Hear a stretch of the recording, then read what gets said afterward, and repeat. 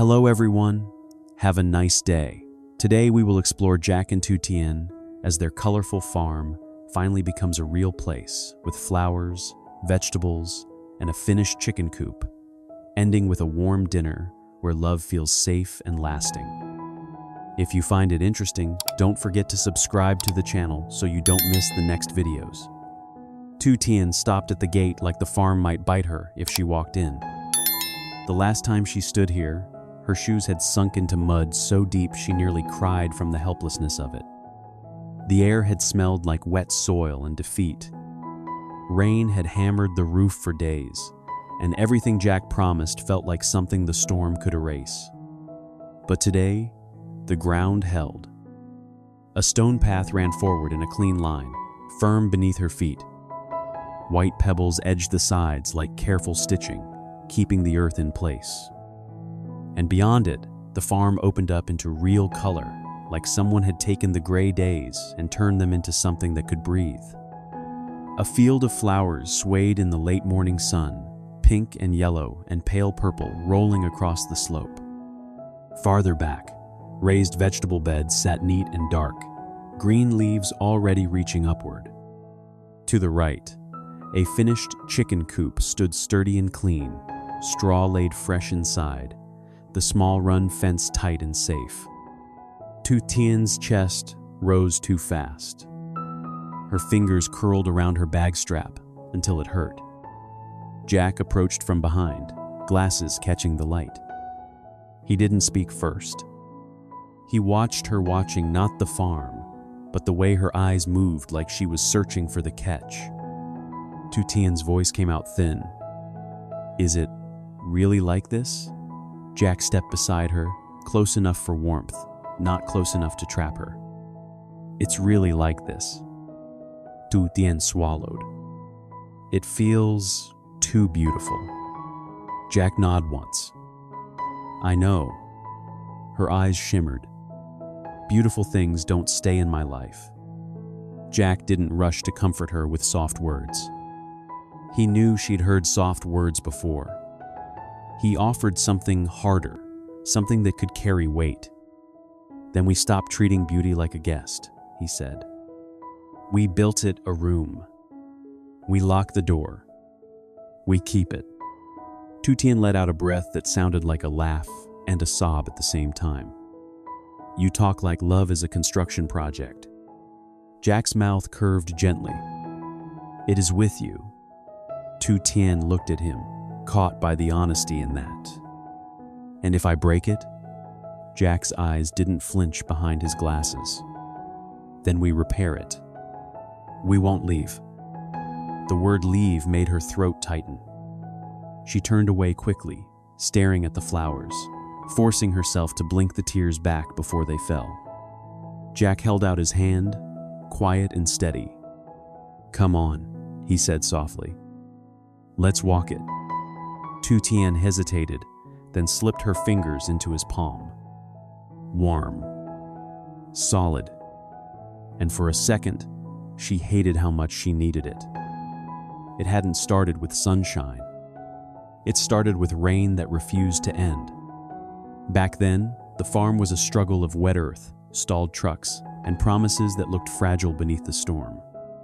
Jack spent days coordinating workers, chasing materials, checking the ground like it was a living thing that might betray them. Tutien watched him from the doorway, torn between gratitude and fear. Fear was louder. Because every time something good began, her life had taught her to brace for the moment it would be taken away. That morning at Mom Loy's house, rain tapped the roof like impatient fingers. Tutien sat near the door, tying her shoelaces too tight, loosening them, tying them again. Her hands needed work. Her mind needed control. Mom Loy watched her over a cup of tea.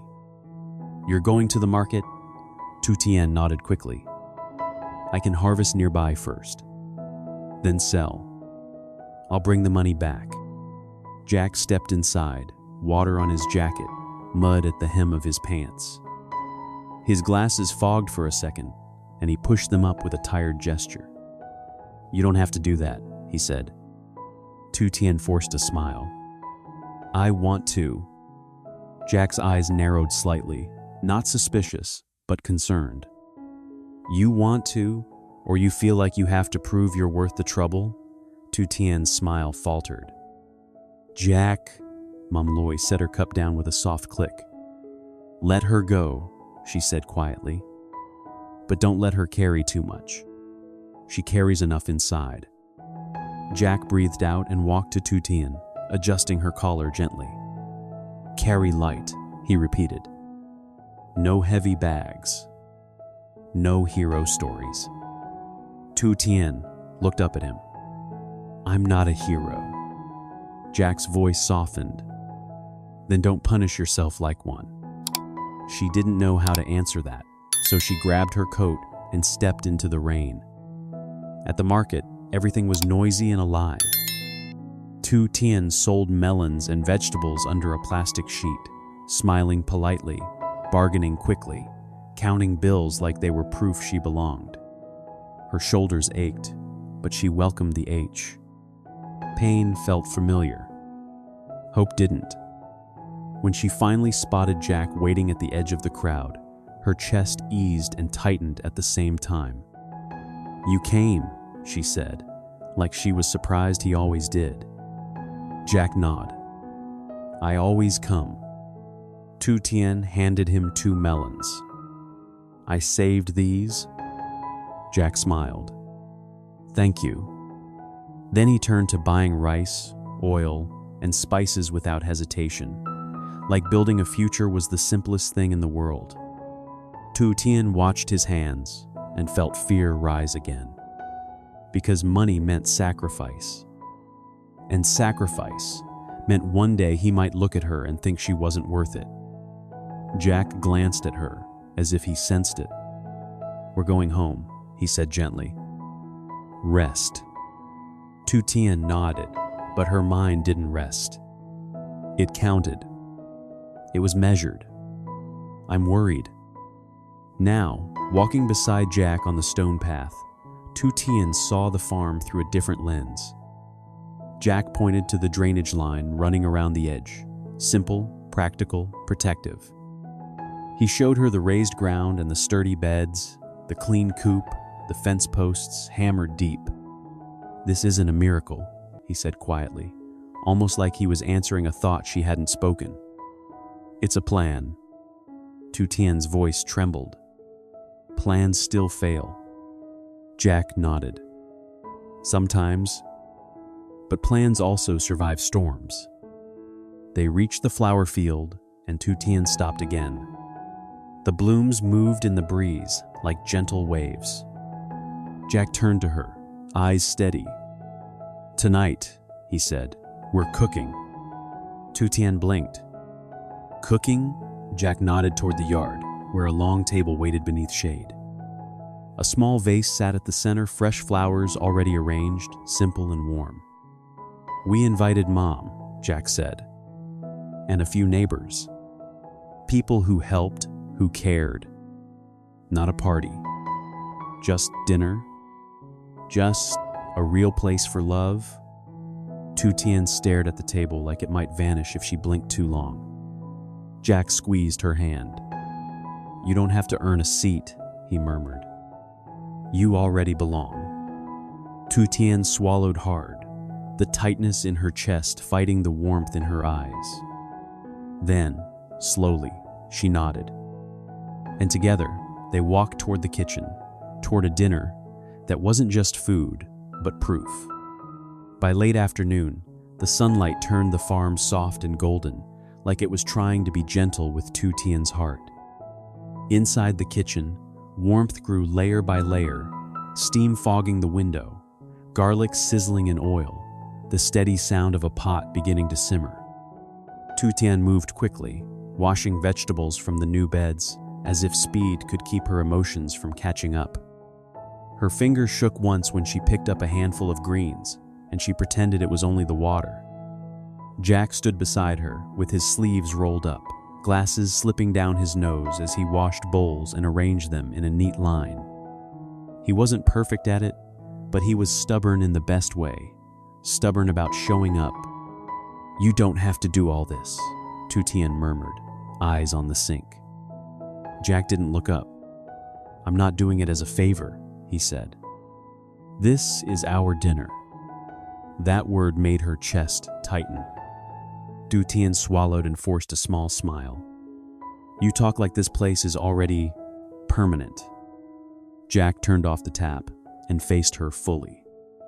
His expression was calm, but his voice carried weight. I'm trying to make it permanent, he said. For you.